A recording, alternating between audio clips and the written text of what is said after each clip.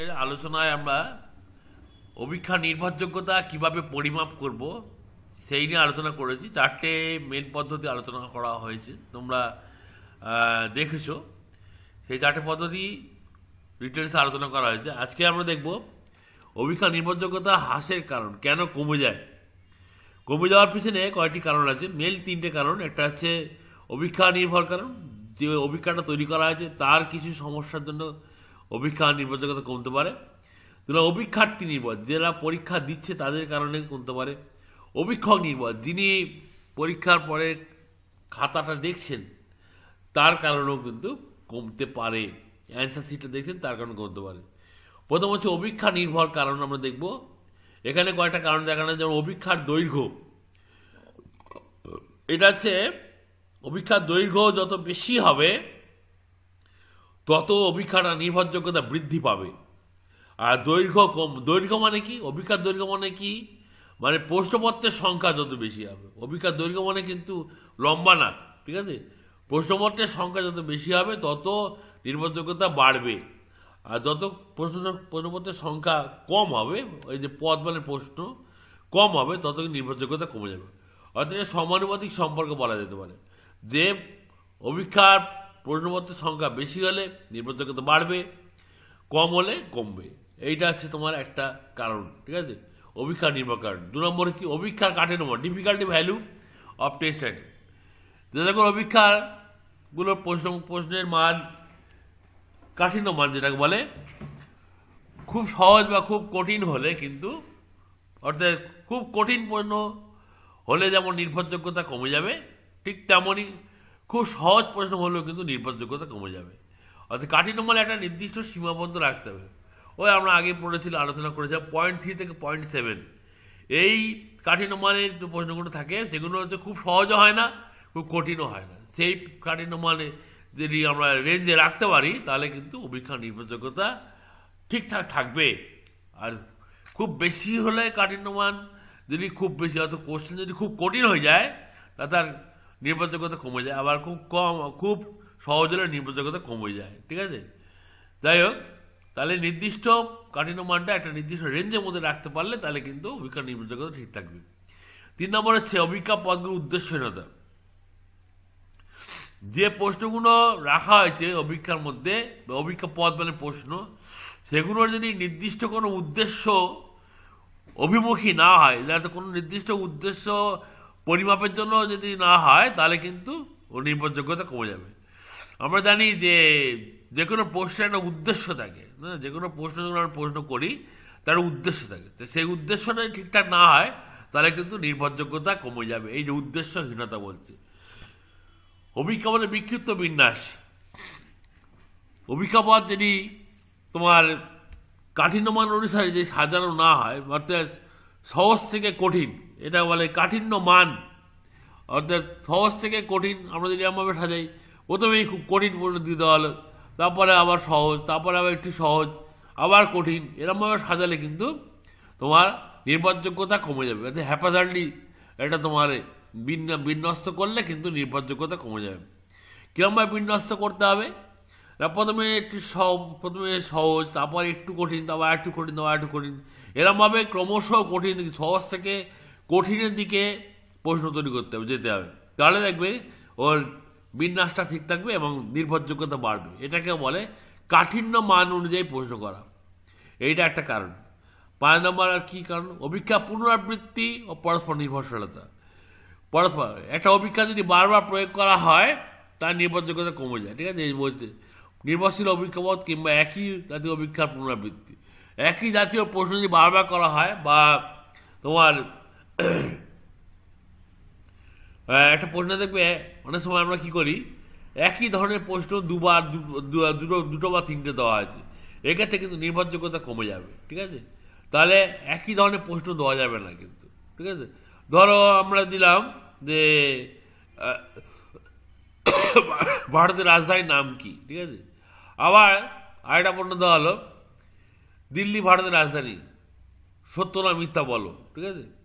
আবার প্রশ্ন দেওয়া হলো, দিল্লি ভারতের কি, ঠিক আছে। তাহলে দেখো একই ধরনের প্রশ্ন কিন্তু 3 বার দেওয়া হলো। এইরকম দিলে নির্ভরযোগ্যতা কিন্তু কমে যাবে প্রশ্নের। তাহলে এই পুনরাবৃত্তি, পরস্পর নির্ভরশীলতা এগুলো কিন্তু কমাতে হবে। এগুলো যদি কমানো যায় তাহলে অভিজ্ঞতার নির্ভরযোগ্যতা বাড়বে। অনুমান সহায়ক অভিজ্ঞপদ, এমন কিছু প্রশ্ন আমরা দিয়ে থাকি যেগুলো শিক্ষার্থীরা না ভেবে অনুমান করে উত্তর দিয়ে দিতে পারে, না নিজেদের জ্ঞানের যে পরিধি থেকে না নিয়ে নিজের একটা অনুমান করে উত্তর দিয়ে দিল। এমন প্রশ্ন দিলে কিন্তু অভিজ্ঞার কিন্তু তোমার কমে যাবে, নির্ভরযোগ্যতা কমে যাবে। ঠিক আছে, নির্ভরযোগ্যতা কী হবে? কমে যাবে। তাহলে এটা কিন্তু করা যাবে না, যে এমন প্রশ্ন দিতে হবে যেগুলো তাকে ভেবে চিনতে উত্তর দিতে হবে। হ্যাঁ, তাহলে নির্ভরযোগ্যতা বাড়বে। ঠিক আছে, বুঝতে পারলে? এবার দেখো কোনো বিখ্যাত এটা বিশেষ করে হয় তোমার এমসিকিউ ক্ষেত্রে। এমসিকিউ ক্ষেত্রে এইটা বিশেষভাবে হয়। এটা যত বেশি বাড়ানো যাবে তত কিন্তু অভিজ্ঞার নির্ভরযোগ্যতা তত বাড়বে। ঠিক আছে, এবার দেখো এগুলো সব বুঝিয়েছে, এগুলো না লিখলেও হবে, এই শুধু মেন পয়েন্টগুলো লিখলে হবে। ঠিক আছে, এখান থেকে হয়তো দুটো কি তিনটে লিখতে হবে। তিনটে লিখবে হয়তো।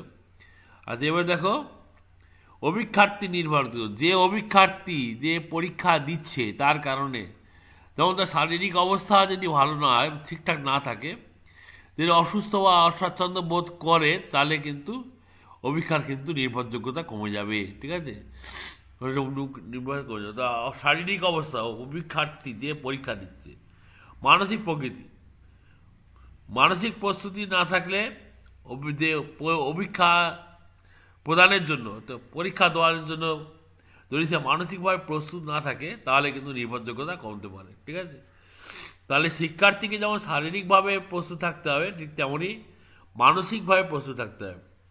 প্রাক্ষবিক অবস্থা, তার মনের অবস্থা, প্রাক্ষবিক মানে মেনলি মন, প্রাক্ষবিক অবস্থা যদি ঠিকঠাক না থাকে, আর তার মনে যদি কোনো রকম তোমার হচ্ছে দুঃখ, কান্না, ঠিক আছে, এগুলো এগুলো থাকে, ক্ষোভ, রাগ, ঘৃণা, এগুলো যদি থাকে তাহলে কিন্তু সে ভালো পরীক্ষা দিতে পারবে না। ঠিক আছে, প্রাক্ষবিক অবস্থাটা একটা বিশেষ বিশেষ তোমার প্রভাব ফেলে পরীক্ষার ওপর। ঠিক আছে, পারিপার্শ্বিক অবস্থা, যেখানে পরীক্ষাটা হচ্ছে তার পারিপার্শ্বিক অবস্থা যদি ভালো না হয়, যদি নিরিবিলি না হয়, যদি চারদিকে শুধু কোলাহল হচ্ছে, এরকম যদি পরিবেশ হয়, তাহলে কিন্তু অনেক সময় নির্ভরযোগ্যতা কমে যায়। ঠিকঠাক পরীক্ষা অভিক্ষার্থী দিতে পারে না, ফলে নির্ভরযোগ্যতা কমে যায়।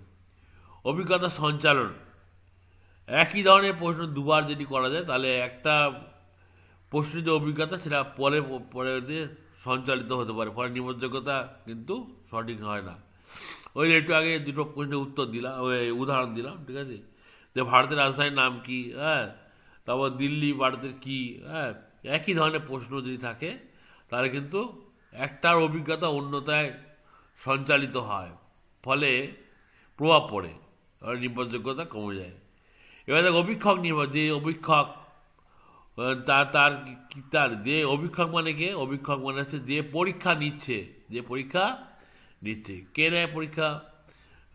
ধরো যে খাতা দেখছে, পরীক্ষা নিচ্ছে মানে যে গার্ড দিচ্ছে সে কিন্তু পরীক্ষা নিচ্ছে না, অ্যাকচুয়ালি যে খাতা দেখছে সেই পরীক্ষা নেয়, তাকে অভীক্ষক বলা হয়। ঠিক আছে, তাহলে অভীক্ষা পদের অভীক্ষাপত্র এবার তার ব্যক্তিগত মতামত, সে এবারে ঠিক করবে, সে পরীক্ষা নিচ্ছে, সে অনেক সময় কি করে, ঠিক করে যে আমি কত নাম্বার দেবো, ঠিক আছে, কীভাবে নাম্বার দেবো, কোন প্রশ্নে কত নম্বর দেবো, এটা তার উপর নির্ভর করে। এইটা একটা নির্ভরযোগ্যতা কমে যায়। ঠিক আছে, অভীক্ষকের জন্য কমে যায়, বিশেষ করে বড় প্রশ্নের ক্ষেত্রে, যেগুলো বড় প্রশ্ন হয়, বিস্তৃত উত্তরধর্মী প্রশ্ন বা বড় বা এসে টাইপ কোশ্চেনের ক্ষেত্রে এইটা খুব সমস্যা করে। ঠিক আছে, এই যে ব্যক্তিগত মতামতটা খুবই সমস্যার সৃষ্টি করে। ছোটো পনেরো বা অবজেক্টিভ টাইপ প্যাটার্ন কোশ্চেনে কিন্তু এইটার কোনো জায়গা নেই, কিন্তু বড় প্রশ্নের এসে টাইপ কোশ্চেনের ক্ষেত্রে এইটা কিন্তু খুব সমস্যা করে। অভিক্ষার প্রয়োগ ও পরিচালনা, অভিক্ষা প্রয়োগ পরিচালনা সম্পর্কে অভিক্ষার্থীর যথেষ্ট জ্ঞান অভিজ্ঞ, যিনি অভিক্ষাটা প্রয়োগ করবেন বা পরিচালনা করবেন তার যদি সঠিক জ্ঞান না থাকে তাহলে কিন্তু নির্ভরযোগ্যতা কমে যাবে। এই গেল অভিক্ষার নির্ভরযোগ্যতা কমের কারণ। আমরা এবার দেখলাম নির্ভরযোগ্যতা দেখলে। এবার দেখো যথার্থতা। যথার্থতা অর্থ প্রকারভেদ পরিমাপ।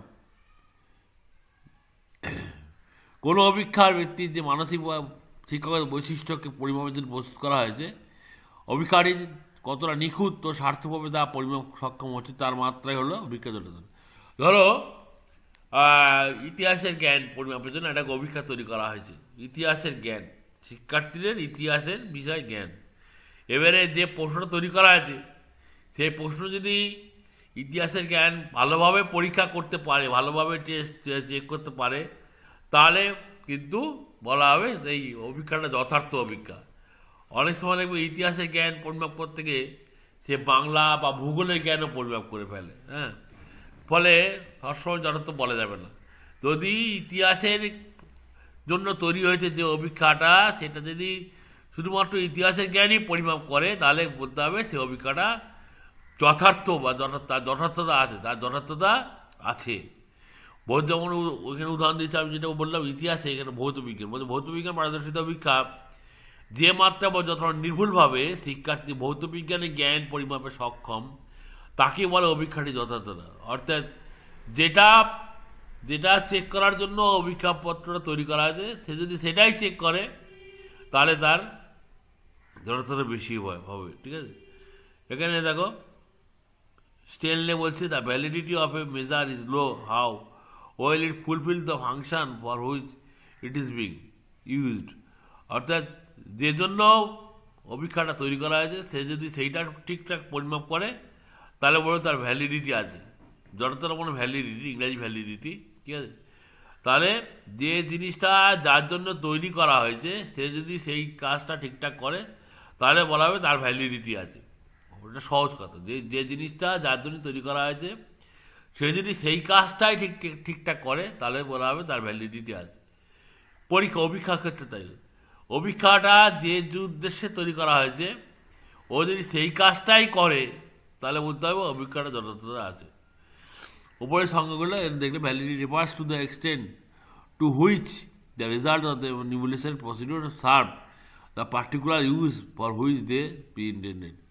By validity we mean the degree to which a test or examination measure what it is intended to measure। মানে একটা প্রশ্ন যা মেজার করতে চাইছে, যা মাপতে চাইছে, সে যদি তাই মাপে তাহলে তার ভ্যালিডিটি আছে। ধরো কোনো বন্ধু যদি ইতিহাসে জ্ঞান পরিমাপ করতে চায়, তাহলে সে যদি ইতিহাসে জ্ঞানই পরিমাপ করে তাহলে বলতে হবে তার ভ্যালিডিটি আছে। এটা গেল ভ্যালিডিটি সংজ্ঞা বা যথার্থতার সংজ্ঞা। এবার দেখো ভ্যালিডিটি আমরা কিভাবে পরিমাপ করতে পারি। প্রকারভেদ কত রকম ভ্যালিডিটি হয়। একটা হচ্ছে কন্টেন্ট ভ্যালিডিটি, আমরা একটু আলোচনা করবো। ক্রাইটেরিয়া রিলেটেড ভ্যালিডিটি, এর আবার দুটো ভাগ আছে, concurrent validity, predictive validity. Construct validity, face validity, factorial validity. আমরা দেখবো ভ্যালিডিটি কত রকমের হলো দেখলাম। এবার কন্টেন্ট ভ্যালিডিটি। কন্টেন্ট ভ্যালিডিটি কী ক্ষেত্রে, ধরো আমরা যখন শিক্ষামূলক প্রশ্ন তৈরি করবো, কোনো শিক্ষার বিষয়ে প্রশ্ন তৈরি করবো, হ্যাঁ, ধরো কারোর বাংলা জ্ঞান বা কারোর ইতিহাসের জ্ঞান বা কারোর বিজ্ঞানের জ্ঞান পরিমাপের জন্য যখন প্রশ্ন তৈরি করা হবে, সেই প্রশ্নটা যে যথার্থতা হবে তাকে বলা হবে কন্টেন্ট ভ্যালিডিটি। কী ভ্যালিডিটি বলা হবে? Content validity. অর্থাৎ কোনো অভিক্ষা বিষয়বস্তুর যথার্থতা বলতে বোঝায় সেই অভিক্ষাটি কতটা ব্যাপক হারে বিষয়বস্তু বিভিন্ন ক্ষেত্রে কাঙ্ক্ষিত আচরণগুলো উদ্দেশ্যগুলোকে পরিমাপের জন্য অন্তর্ভুক্ত করতে পেরেছে। অর্থাৎ একটা অভিক্ষা যতটা পরিমাণে সেই বিষয়টার যে মূল উদ্দেশ্যগুলো পরিমাপ করতে পারবে সে তার ভ্যালিডিটি তত বেশি হবে। ধরো একটা বিষয়বস্তুতে পড়াবো আমরা, তার কিছু মূল উদ্দেশ্য তো থাকবে, হ্যাঁ, উদ্দেশ্যগুলো একটা অভিক্ষা যত বেশি পরিমাণে সেই উদ্দেশ্যগুলোকে পরিমাপ করতে পারবে তত তার ভ্যালিডিটি বাড়বে। এটা হচ্ছে কন্টেন্ট ভ্যালিডিটি। আগেই বললাম কন্টেন্ট ভ্যালিডিটি মেনলি আমরা শিক্ষাক্ষেত্রে ইউজ করি। শিক্ষাক্ষেত্রে যে পড়াশোনার ক্ষেত্রে যে প্রশ্ন তৈরি সেটা হচ্ছে কন্টেন্ট ভ্যালিডিটি। এবার দেখো তৈরি করে কিভাবে আমরা প্রসেস। প্রথমে হচ্ছে যে বিষয়ে প্রশ্ন করব সেই বিষয়ের যে সেইটা ধরো বাংলা কি, ইতিহাস কি, ভূগোল কি, বিজ্ঞান, সেই জিনিসটা যতগুলো অধ্যায় আছে বা সব কটাকে আমরা ভালোভাবে কিন্তু আগে বিশ্লেষণ করতে হবে। কী করতে হবে? বিশ্লেষণ। পাঠ্যসূচিটা ভালো। এই দেখো ধরো সপ্তম শ্রেণী একটা পরিবেশ ও বিজ্ঞান বিষয়ে পণ্য তৈরি করা আছে, উদাহরণ দিয়ে সুন্দর বুঝিয়ে দিয়েছে। এবার সেই বিষয়টা কতগুলো অধ্যায়, প্রত্যেকটা অধ্যায় কিন্তু আলাদাভাবে বিশ্লেষণ করা হচ্ছে, ঠিক আছে। এইবারে যে বিষয়ে পারদর্শী পড়ানোর জন্য অভিজ্ঞানী গঠন করা হচ্ছে সেই বিষয়টি শিক্ষার উদ্দেশ্যগুলোর তালিকা প্রস্তুত করো। এবারে এই যে বিষয়টা ধরো সপ্তম শ্রেণীর যে পরিবেশ ও বিজ্ঞান, এই বিষয়টা আমরা পরিমাপ করব। তাই এই বিষয়টা পড়ানোর উদ্দেশ্যটা কি সেগুলো আগে ঠিক করতে হবে। এই বিষয়টা পড়ানোর উদ্দেশ্যগুলো কি, তার মধ্যে আবার এই যে চ্যাপ্টারগুলো, এই প্রতিটা চ্যাপ্টার পড়ানোর উদ্দেশ্যটা কি, কি উদ্দেশ্যে আমরা এই চ্যাপ্টারগুলো পড়াচ্ছি সেইটাও আমাদের কিন্তু পরিমাপ করতে হবে, মানে ঠিক করতে হবে, উদ্দেশ্য নির্ধারণ করতে হবে। উদ্দেশ্য নির্ধারণের জন্য আমরা ব্লুমের ট্যাক্সোনমিকে সাহায্য নিতে পারি। উনি বলেছেন মেইনলি উদ্দেশ্য 4 ধরনের, এটা জ্ঞানমূলক, বোধমূলক, প্রয়োগমূলক, দক্ষতামূলক। শিক্ষাক্ষেত্রে প্রতিটা অধ্যায়ের এই 4টেই উদ্দেশ্য মেল থাকে, জ্ঞানমূলক উদ্দেশ্য, বোধমূলক উদ্দেশ্য, প্রয়োগমূলক উদ্দেশ্য আর দক্ষতামূলক উদ্দেশ্য। এবার ধরো এই যে উদ্দেশ্যগুলো ঠিক করা হলো, তারপরে সেগুলোকে নিয়ে তোমার কোন চ্যাপ্টার ওয়াইজ ঠিক করো, চ্যাপ্টারে, ঠিক আছে, চ্যাপ্টার, হ্যাঁ, কোন চ্যাপ্টার ধরো ধরো 100 নম্বর, এখানে এতে কোনো চ্যাপ্টার আছে, 7টা চ্যাপ্টার আছে, তাহলে এবার 7টা চ্যাপ্টারে আমার টোটাল কোশ্চেন হচ্ছে 100 নম্বর, ঠিক আছে। এবার কোন চ্যাপ্টারের জন্য কত নাম্বার আমি দেবো, কোন চ্যাপ্টারে কত নম্বরের পণ্য থাকবে সেইটা আগে ঠিক করে নিতে হবে, ঠিক আছে। কোন চ্যাপ্টারে কত নম্বর পণ্য, যেমন ধরো প্রথম চ্যাপ্টারে 16, দ্বিতীয় চ্যাপ্টারে 15, তৃতীয় চ্যাপ্টারে 13, পদার্থ বিজ্ঞানে 15, হ্যাঁ, বর্জ্য পদার্থ দূষণে 10। এরকমভাবে চ্যাপ্টার ওয়াইজ তোমার মূল্য ঠিক করে নিতে হবে, কোন চ্যাপ্টারে কত নম্বর আমি প্রশ্ন করবো বা প্রশ্ন রাখবো, 100-র ভিতরে কত নম্বরে। এটাকে বলে আপেক্ষিক মান, চ্যাপ্টারের আপেক্ষিক মান, ঠিক আছে, এটা ঠিক করতে হবে। এটা হচ্ছে এই যে একক ভিত্তিক মূল্যমান নির্ণয়, একক ভিত্তিক মূল্যমান নির্ধারণ করা হলো, ঠিক আছে। এরপরে দেখো উদ্দেশ্য ভিত্তিক মূল্যমান নির্ধারণ, এই যে 16 নম্বর, এই যে 16 নম্বর, এই যে 16 নম্বর, এটা থেকে আবার জ্ঞানবোধ প্রয়োগ দক্ষতা, মানে এই যেটা ট্যাক্সোনমি বলেছে, ব্লুম ট্যাক্সোনমি বলেছে জ্ঞানবোধ প্রয়োগ দক্ষতা, এটা কার কার কত দেওয়া হবে। যেমন এটা ধরো পুরো 16টায় পুরো জ্ঞান দেওয়া হয়েছে, জ্ঞানমূলক দেওয়া হয়েছে, ঠিক আছে। আবার ধরো পরের চ্যাপ্টারে 15, এর মধ্যে 6 নম্বর জ্ঞানমূলক, বোধমূলক 2 নম্বর, প্রয়োগমূলক 3 নম্বর, দক্ষতামূলক 4 নম্বর, তাহলে ভাগ করে দেওয়া আছে। এবার পরেরটাও আমার ভাগ করা যেতে পারে, এটাও 13, ঠিক আছে, এটাও জ্ঞান, বোধ, প্রয়োগ, দক্ষতা অনুযায়ী ভাগ করা যাবে, ঠিক আছে। এরমভাবে তোমার হচ্ছে ভাগ করে নিতে হবে, বুঝতে পারলে। হ্যাঁ, এই যে ভাগ করে দেওয়া, দেখো এই জল চ্যাপ্টারে 13-এর ভেতরে জ্ঞান 5 নম্বরে, বোধ 3 নম্বরে, প্রয়োগ 2 নম্বরে, দক্ষতা 4 নম্বরে, টোটাল 13 হলো। এবার 100 ভিতরে 13 বললে 13%, হ্যাঁ, এগুলো হচ্ছে পার্সেন্টগুলো কি, 100-র ভিতরে কত, টোটাল নাম্বার তো 100, টোটাল নাম্বার হচ্ছে 100, তাহলে তার মধ্যে 16 মানে 16%, এই যে 16 মানে 16%, 15 মানে 15, যদি টোটাল নাম্বার 50 হতো, এটা যদি 50 হতো তাহলে এটা 32% হতো, ঠিক আছে, এটা 32%, এটা 30% হতো, ঠিক আছে, বোঝা গেল। এবার আমাদের পদার্থ চ্যাপ্টার, এই যে পদার্থ চ্যাপ্টার, এইখানে টোটাল 15 নম্বর ছিল। 15-এর ভিতরে 5 নম্বরে জ্ঞানমূলক প্রশ্ন, 4 নম্বরে বোধমূলক প্রশ্ন, 4 নম্বরে দক্ষতামূলক, জ্ঞান বোধ প্রয়োগমূলক প্রশ্ন, আর 2 নম্বরে দক্ষতামূলক প্রশ্ন। এরকমভাবে দেখো ভাগ করে নেওয়া হয়েছে। টোটাল এই যে মানটা, মূল্যমান যেটা দেওয়া হয়েছে প্রতি চ্যাপ্টার ওয়াইজ, সেটাকে আমরা ভাগ করে নিয়েছি। টোটাল লাস্টে হলো কি 100-র মধ্যে টোটাল হচ্ছে 44টা 44 নম্বরে জ্ঞানমূলক প্রশ্ন, 19 নম্বরে বোধমূলক প্রশ্ন, 17 নম্বরে প্রয়োগমূলক প্রশ্ন, 20 নম্বরে দক্ষতামূলক প্রশ্ন। এখানে পার্সেন্টেজ করে করা আছে, এইটা করতে হবে। এটাকে বলে ব্লু তোমার হচ্ছে এটাকে বলে তোমার টেবিল অফ স্পেসিফিকেশান, বলে এটাকে, ঠিক আছে, টেবিল অফ স্পেসিফিকেশান, ঠিক আছে, বা ব্লু প্রিন্ট, ঠিক আছে, প্রশ্নের ব্লু প্রিন্ট বা টেবিল অফ স্পেসিফিকেশান, এইটা করতে হয়। এইটা কন্টেন্ট ভ্যালিডিটিতে এইটা দরকার, খুব দরকার এইটা তৈরি করা। তো এটা কীভাবে তৈরি করে আরেকবার দেখে নিই আমি। ধরো প্রথমে আমি যেটা কোশ্চেন করবো তার কি কি অধ্যায় আছে সেটা ঠিক করে নিলাম, তারপরে কি কি উদ্দেশ্য নিয়ে প্রশ্ন করবো, জ্ঞান, বোধ, প্রয়োগ, দক্ষতা, এটা ব্লুমের ট্যাক্সোনমি অনুযায়ী। তারপর সেই অনুযায়ী প্রতি চ্যাপ্টারের মূল্যমানগুলো ঠিক করলাম। তারপরে এবার প্রতি চ্যাপ্টারে এই জ্ঞানবোধ প্রয়োগ দক্ষতা কত থাকবে সেটা ঠিক করলাম। তারপরে সেই অনুযায়ী এরকম ঠিক করলাম, করে প্রতি চ্যাপ্টারের পার্সেন্টেজ কত হবে। এইটাকে বলে টেবিল অফ স্পেসিফিকেশান বা ব্লু প্রিন্ট বলে এটাকে। তার ভিত্তিতে আমরা অভিজ্ঞাপত্র প্রশ্ন তৈরি করছি। হ্যাঁ, প্রশ্ন তৈরি করলাম। এই যে প্রশ্নের ভেতরে আবার বিভিন্ন ধরনের প্রশ্ন থাকে, যেমন ধর সংক্ষিপ্ত উত্তরধর্মী, হ্যাঁ, তোমার বড় প্রশ্ন, রচনাধর্মী, এরকম এরকম বিভিন্ন ধরনের প্রশ্ন। এই নম্বরগুলোর ভেতরেই কিন্তু প্রশ্নগুলো থাকবে, এর ভিত্তি প্রশ্নগুলো থাকবে। ঠিক আছে, বিভিন্ন ধরনের প্রশ্ন, অতি সংক্ষিপ্ত, সংক্ষিপ্ত, রচনাধর্মী, ঠিক আছে, এরকম নৈর্ব্যক্তিক ধর্মী, বিভিন্ন প্রশ্ন থাকবে। ঠিক আছে, এইভাবে যদি আমরা প্রশ্ন তৈরি করি তাহলে সেটা বলতে হবে কন্টেন্ট ভ্যালিডিটি অনুযায়ী প্রশ্ন তৈরি করা হলো। এই প্রশ্নটা কন্টেন্ট ভ্যালিডিটি থাকবে। প্রশ্ন কন্টেন্ট ভ্যালিডিটি হচ্ছে এইটা, তো অনুযায়ী প্রশ্ন তৈরি করার নিয়ম হচ্ছে এইটা। ঠিক আছে, এটা কন্টেন্ট ভ্যালিডিটি অনুযায়ী প্রশ্ন তৈরি করার নিয়ম, যেটা আমরা শিখলাম। ভ্যালিডিটি নির্ণয় আরেকটা পদ্ধতি দেখবো, সেটা হচ্ছে বই নির্ণয় নির্ভরযোগ্যতা বা ক্রাইটেরিয়ান রিলেটেড ভ্যালিডিটি। এটাও সাধারণত শিক্ষামূলক অভিজ্ঞার ক্ষেত্রে করা হয়। এইটা কি, ধরো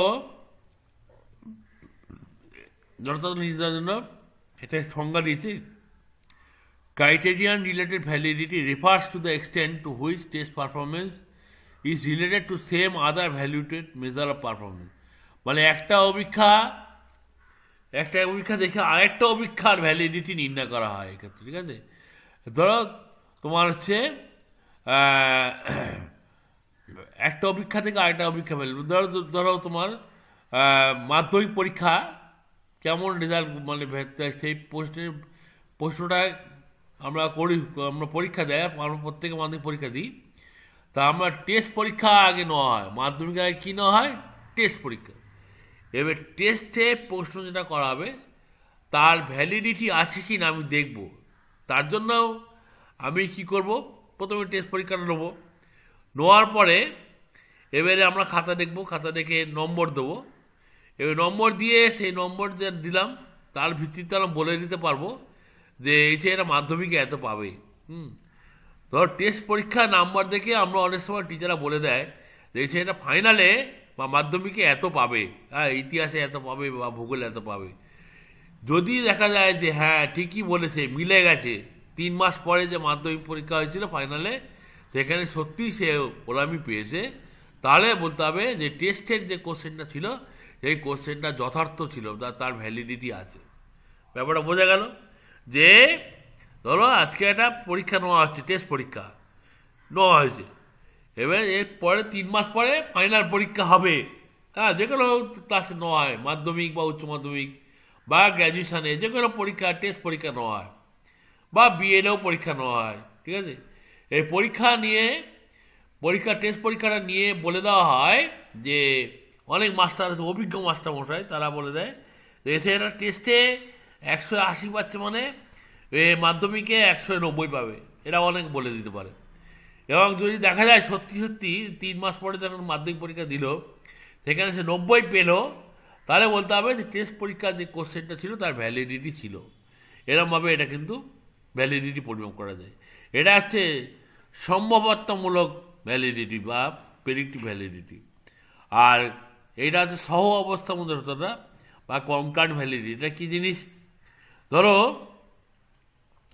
এটা কীভাবে নির্ভর করে আমরা, conquered validity refers to the relationship between scores of measuring tool and a criteria available at the same time. ঠিক আছে, মানে দুটো প্রশ্ন তৈরি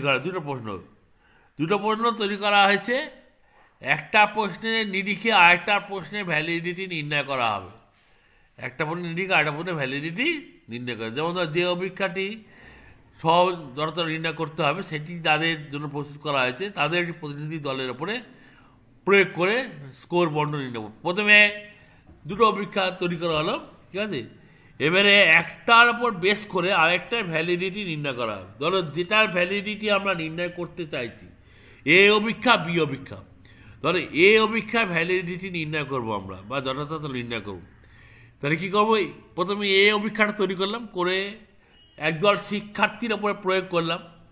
পরবর্তীকালে আবার বি অভিজ্ঞা তৈরি করি, প্রায় একই ধরনের প্রশ্ন, কিন্তু দুটো প্রশ্ন প্রায় একই ধরনের তৈরি করে সেটা ওই একই দলের উপর প্রয়োগ করলাম আমরা, মনে রেখে একই নমুনা দল, একই যাদের উপরে প্রথম অভিজ্ঞতা প্রয়োগ করেছিলাম বি অভিজ্ঞতা সেই সেম দলের উপরে আবার পুনরায় প্রয়োগ করলাম। এরাও কিছু স্কোর পাওয়া যাবে, ঠিক আছে, কিছু স্কোর পাওয়া যাবে। এই দুটো যে স্কোর পাওয়া গেল, প্রথম অভিজ্ঞা প্রয়োগের যে স্কোর, দ্বিতীয় অভিজ্ঞা প্রয়োগের যে স্কোর, এই স্কোর দুটোর মধ্যে সহগতি সহগাঙ্ক বা কোএফিসিয়েন্ট অফ কোরিলেশন, আগে তোমার নির্ভরযোগ্যতার সময় বলা হয়, যেটা নির্ণয় করলে আমরা বুঝতে পারবো যে যদি দেখা যায় যে মানটা পজিটিভ আসে, তাহলে বলতে হবে ওর ভ্যালিডিটি আছে। প্রথম প্রশ্নটা যার ভ্যালিডিটি নির্ণয় করতে চাইছি তার ভ্যালিডিটি আছে। তাহলে এই ব্যাপারটা কী হলো, একটা প্রশ্ন আছে এ প্রশ্ন, একটা প্রশ্ন বি প্রশ্ন, যার ভ্যালিডিটি নির্ণয় করব সেটাকে আগে প্রয়োগ করতে হবে এ দলের ওপরে, একটা দলের ওপর, ঠিক আছে, এ প্রশ্নটা। পরে একই নির্দিষ্ট সময়ের ব্যবধানে, অল্প সময়ের ব্যবধানে বি প্রশ্নটাও একই দলের প্রয়োগ করা হলো। এবার দুটোরই যে স্কোরগুলো পাওয়া যাবে সেগুলোর মধ্যে সহগতি সহগাঙ্ক নির্ণয় করে যদি দেখে তার মানটা পজিটিভ হচ্ছে, তাহলে বলতে হবে তার ভ্যালিডিটি, অর্থাৎ প্রথম প্রশ্নের ভ্যালিডিটি আছে বা ছিল, ঠিক আছে। এইটা হচ্ছে তোমার সহ অবস্থামূলক যথার্থতা বা কনকারেন্ট ভ্যালিডিটি। এবার দেখো প্রেডিক্টিভ ভ্যালিডিটি। প্রেডিক্টিভ মানে উদাহরণ দিয়ে দিচ্ছি অলরেডি, যে মাধ্যমিক পরীক্ষা আর ফাইনাল পরীক্ষা, ঠিক আছে। এইটা হচ্ছে প্রেডিক্টিভ ভ্যালিডিটির উদাহরণ। এর মধ্যে দেখো যে অভিজ্ঞানী সহাবস্থামূলক যথার্থতা সমন্বয় যথার্থতা নির্ণয় করতে হবে, সেটি শিক্ষার্থীদের একটি প্রতিনিধি দলের নমুনা দলের উপরে প্রয়োগ করে তাদের স্কোর একটি বন্টন নির্ণয় করতে হবে। কিছুদিনের ব্যবধানে বিবেচ্য অভিজ্ঞানীর অনুরূপ একটি অভিজ্ঞা একই নমুনা দলের প্রয়োগ করতে হবে। অভিজ্ঞার প্রাপ্ত স্কোর বন্টনটি নির্ণয় করতে হবে, যা নির্ণায়কের ভূমিকা পালন করে। দুটি স্কোর বন্টনের মধ্যে সহগতি সহগ নির্ণয় করে এই সহগাঙ্কই অভিজ্ঞানীর সম্ভাব্যতম যথার্থতা হিসেবে বিবেচিত হয়। যেমন একটু আগে বললাম তোমার টেস্ট পরীক্ষা আর ফাইনাল পরীক্ষা, ঠিক আছে। টেস্ট পরীক্ষা এটা ধরো প্রথমটা ধরো এই যে এটা হচ্ছে টেস্ট পরীক্ষা, এই ধাপড় এটা হচ্ছে টেস্ট পরীক্ষা, আর এটা হচ্ছে মাধ্যমিকের ফাইনাল পরীক্ষা। এইটা টেস্ট পরীক্ষাটার যথার্থতা আমরা যে প্রশ্নটা করেছি তার যথার্থতা আমরা নির্ণয় করব কারও বেস করে না এই ফাইনাল পরীক্ষার প্রশ্নের বেস করে। এটা আগে আলোচনা করে দিয়েছি যে টেস্ট পরীক্ষায় একজন শিক্ষক ভাবছে যে এটা 80 পেল মানে এই ফাইনালে 90 পাবে। যদি জায়গায় সত্যি সে 90 পেয়েছে, তাহলে কিন্তু বলতে হবে যে টেস্ট পরীক্ষার যে প্রশ্নটা ছিল সেই প্রশ্নের যথার্থতা বা ভ্যালিডিটি ছিল। এটা একটা পদ্ধতি। এখানে সেটা পজিটিভ আর নেগেটিভ কী করে বুঝবো না, দুটি প্রশ্ন পরপর প্রয়োগ করা হবে কিছুদিনের ব্যবধানে, যেটি এটা ভবিষ্যতের ব্যাপার, তাই কিছুদিনের ব্যবধানে প্রয়োগ করতে হবে, ঠিক আছে। সঙ্গে সঙ্গে প্রয়োগ করা যাবে না, কিছুদিনের ব্যবধানে প্রয়োগ করতে হবে। যেমন ধরো 3 মাস পরে, যেমন টেস্ট পরীক্ষা আগে হয় তার 3 মাস পরে ফাইনাল পরীক্ষা হয়, ওইরকমভাবে কিছুদিনের ব্যবধানে কিন্তু এটা প্রয়োগ করতে হবে। এবার দুটি স্কোর নিয়ে যদি আমরা সহগতি সহগাঙ্ক করি, যদি মানটা পজিটিভ হয় তাহলে বলতে ভ্যালিডিটি আছে। এইটা আমরা সাধারণ বিদ্যালয়ে এই ধরনের কাজগুলো করে থাকি, যে টেস্টগুলো করে থাকি। এবার দেখো দুটোর মধ্যে প্রেডিক্টিভ আর কনকারেন্ট। প্রেডিক্টিভ মানে ভবিষ্যৎ সম্ভাবনামূলক যথার্থতা, আর কনকারেন্ট মানে যে সঙ্গে সঙ্গে মানে একই সময়ে, ঠিক আছে। সাদৃশ্য কি, এই যথার্থতা গাণিতিক পদ্ধতিতে নির্ণয় করা হয়, সংখ্যা দ্বারা প্রকাশ করা হয়। এটাও তাই, এটাও গাণিতিক পদ্ধতি, এই যে সহগতি সহগাঙ্ক করা হচ্ছে, ঠিক আছে, একইভাবে নির্ণয় করা হয়। এই ধরনের নির্ণয় একটা নির্ণায়কের সাহায্য নয়, এক্ষেত্রে একটা নির্ণায়কের সাহায্য নেওয়া হয়, একটা নির্ণায়কের সাহায্য নেওয়া হয়, রেখে দিয়ে যাও, ঠিক আছে। এক্ষেত্রেও আবার তোমার নির্ণায়কের সাহায্য নেওয়া হয়, একটা নির্ণায়ক, ঠিক আছে। শিক্ষাগত মনোবিজ্ঞান উভয় ধরনের পরিমাপের ক্ষেত্রে এটা ব্যবহার করে। মেনলি শিক্ষাক্ষেত্রে ইউজ করা হলো, এটা মনোবৈজ্ঞানিক ক্ষেত্রে ইউজ করা হয়, এটাও তাই। শিক্ষাক্ষেত্রে অর্থাৎ এডুকেশনাল টেস্টে বা সাইকোলজিক্যাল টেস্ট উভয় ক্ষেত্রে কিন্তু ব্যবহার করা হয়। এক্ষেত্রে অভিজ্ঞার ফলাফল অনুরূপ জ্ঞাত অভিজ্ঞার ফলাফলের একই, মানে এগুলো সব সূচক নির্ণয় করা হয়, যে সহগতি মানটাকে সূচক হিসেবে দেখানো হয়, এক্ষেত্রেও তাই সূচক হিসেবে দেখানো হয়।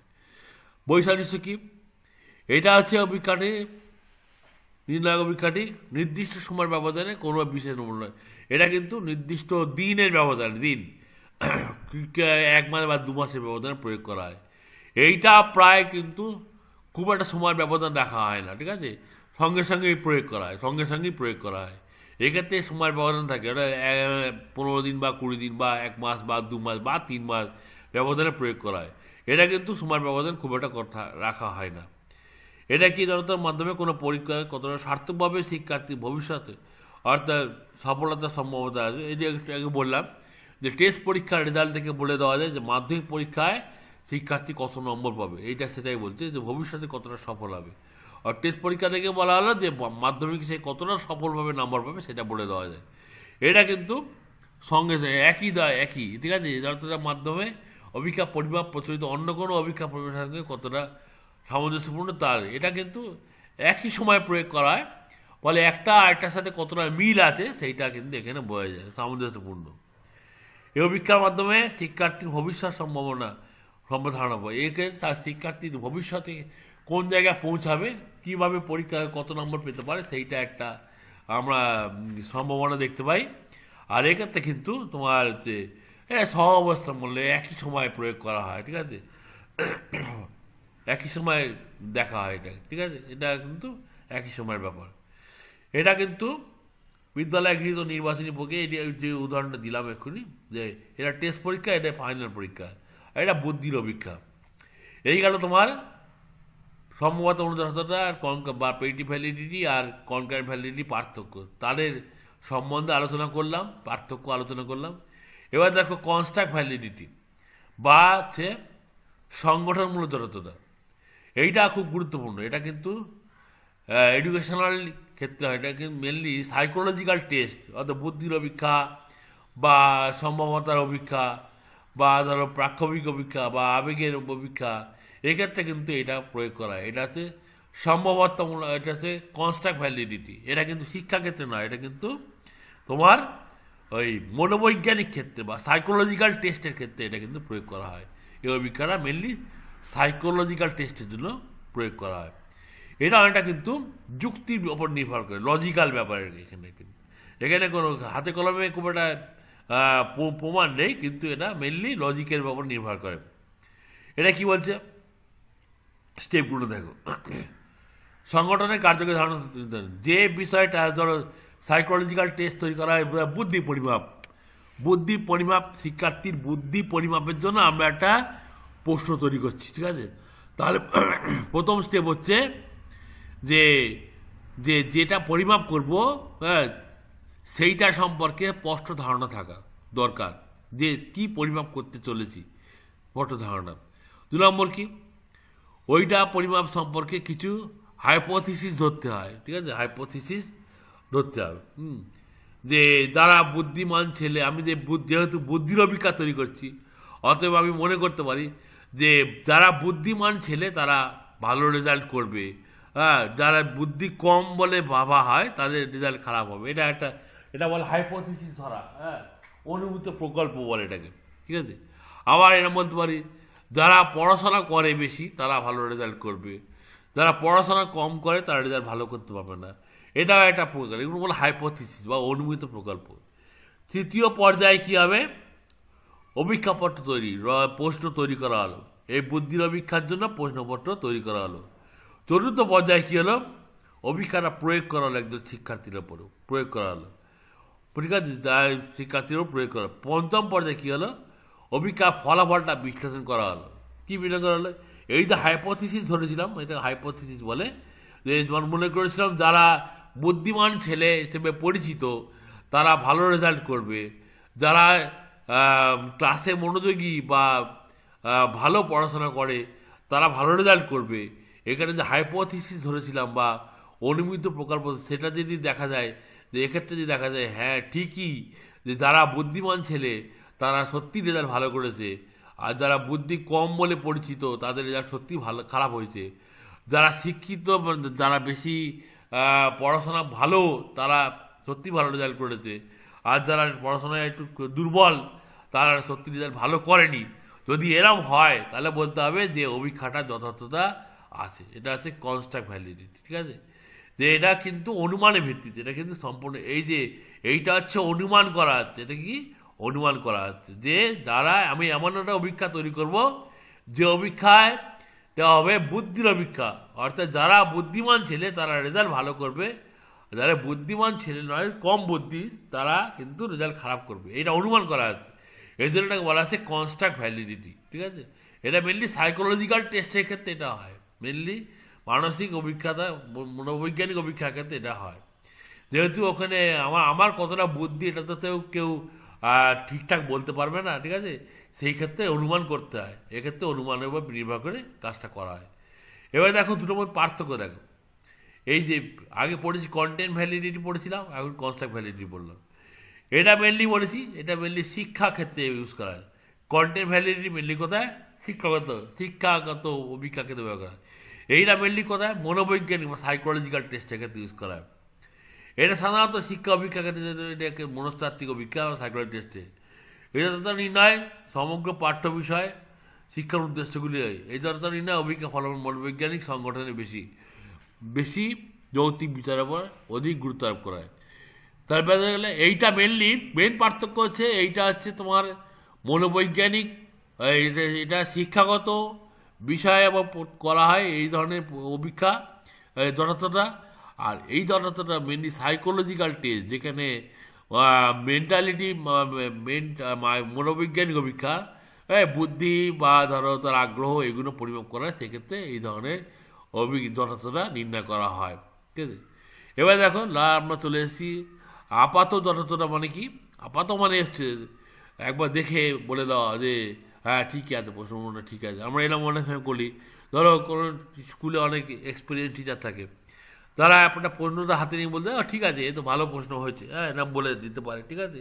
তারা আছে এক্সপিরিয়েন্স টিচার, তাদের এক্সপিরিয়েন্সের দাম আছে, তারা বলে দিতে পারে যে হ্যাঁ ভালোই প্রশ্ন হয়েছে, ঠিক আছে, কোনো অসুবিধা নেই প্রশ্নের মধ্যে, ঠিক আছে, ঠিকই আছে, এরকম দেখে আমরা বলে দিই। এটাকে বলে ফেস ভ্যালিডিটি। সাধারণত face validity is the extent that a test appear to measure or to be measured. এটা কিন্তু যতটা ঠিকঠাক বিচার করা হয় না এক্ষেত্রে, জাস্ট একবার দেখে যে নিয়মকানুন মানা হয়েছে কিনা বা সব কিছু ঠিকঠাক আছে কিনা দেখে কিন্তু বলে দেওয়া হয় যে হ্যাঁ এটা ঠিক আছে, ঠিক আছে। কীভাবে নির্ণয় করা হচ্ছে? কোনো বিশেষ শিক্ষা মানে গড়ে অভিজ্ঞতাটি এই বিষয়ে কয়েকজন বিশেষজ্ঞর কাছে উদ্ভাবন করা হয়। মানে কয়েকজন ভালো শিক্ষক যারা এক্সপিরিয়েন্স টিচার তাদের সামনে প্রশ্নটা নিয়ে যাওয়া হয়, তারা সেটা দেখে যুক্তিসম্মতভাবে সেই সম্পর্কে তারা মতামত দেন যে হ্যাঁ এটা ঠিক আছে, হ্যাঁ এটা ঠিক, এই পণ্যের যথার্থতা ঠিক আছে, ঠিক আছে। এইটা দেখে তা নির্ণয় করা হয়। এর সুবিধা কী আছে? এইটা দ্রুত করা যায়, কিন্তু দ্রুত করা যায়। এটা খুবই সহজ পদ্ধতি, এটা খুবই উপযোগী, খুবই কাজে লাগে এটা, ঠিক আছে। কিন্তু অসুবিধা হচ্ছে এখানে তো কোনো যেহেতু অনুমান পুরোটা কোনো কিছু নির্ভর করে করা হয়নি, ফলে এটা একটা সমস্যাও আছে। এই কারণে তোমার যথার্থতা নির্ণয়ের বিভিন্ন পদ্ধতি। আর এটা ফ্যাক্টোরিয়াল ভ্যালিডিটি মানে কি? কোনো অভিজ্ঞার বিভিন্ন উপাদানগুলি নিজের মধ্যে সমগ্র অভিজ্ঞার সঙ্গে কত সম্পর্কযুক্ত মাত্রায় হলো উপাদানগুলো যথার্থতা। অর্থাৎ একটা অভিজ্ঞার বিভিন্ন উপাদানগুলো, বিভিন্ন প্রশ্নগুলি সমগ্র অভিজ্ঞার সঙ্গে সম্পর্ক কতটা যুক্ত, মানে যে বিষয়ে প্রশ্ন করা হচ্ছে সেই বিষয়টার সাথে প্রশ্নগুলো, যেগুলো প্রশ্ন আছে, ধরো একটা ইতিহাস বিষয়ে প্রশ্ন, ইতিহাসের কোনো জ্ঞান পরিমাপের প্রশ্ন, যে প্রশ্নগুলো করা হচ্ছে সেই প্রশ্নগুলোর সাথে ইতিহাসের ওই জ্ঞানের কতটা সম্পর্ক আছে, সেইটা যদি ঠিকঠাক থাকে তাহলে তা বলা হবে তার যথার্থতা আছে, ঠিক আছে। এইগুলো তোমার যথার্থতা নির্ণয়ের বিভিন্ন পদ্ধতিগুলো আমরা দেখলাম। এগুলো পরীক্ষায় আসতে পারে, ঠিক আছে, এগুলো পরীক্ষায় আসে। এরপরে আমি তোমার হচ্ছে এটা হলো যথার্থতা নির্ণয়ের বিভিন্ন পদ্ধতি, 4-5টা পদ্ধতি। একটা কন্টেন্ট ভ্যালিডিটি কালা, একটা হচ্ছে ক্রাইটেরিয়ান রিলেটেড ভ্যালিডিটি, যার মধ্যে কনকারেন্ট ভ্যালিডিটি আছে আর প্রেডিক্টিভ ভ্যালিডিটি আছে, আর আছে তোমার কনস্ট্রাক্ট ভ্যালিডিটি, যেটা হচ্ছে তোমার এই মনোবৈজ্ঞানিক অভিজ্ঞার ক্ষেত্রে করা হয়। আর লাস্ট হচ্ছে তোমার ফেস ভ্যালিডিটি, যেটা হচ্ছে তোমার অতটা নিয়মকানুন মেনে করা হয় না, কিন্তু দেখে বলে দেওয়া যায়। এটার ক্ষেত্রে কিন্তু বিশেষজ্ঞ ব্যক্তি বা অভিজ্ঞ শিক্ষকের প্রয়োজন হয় এক্ষেত্রে, ঠিক আছে। আর এটা হচ্ছে লাস্ট হচ্ছে উপাদানগুলো যথাযথ, অর্থাৎ যে বিষয়ে প্রশ্ন করছি সেই বিষয়ের সাথে ওখানে যে প্রশ্নগুলো রাখা হয়েছে সেই প্রশ্নগুলোর কেমন সম্পর্ক সেইটা কিন্তু এক্ষেত্রে দেখা হয়। এই কারণে তোমার ভ্যালিডিটি নির্ণয়ের বিভিন্ন পদ্ধতি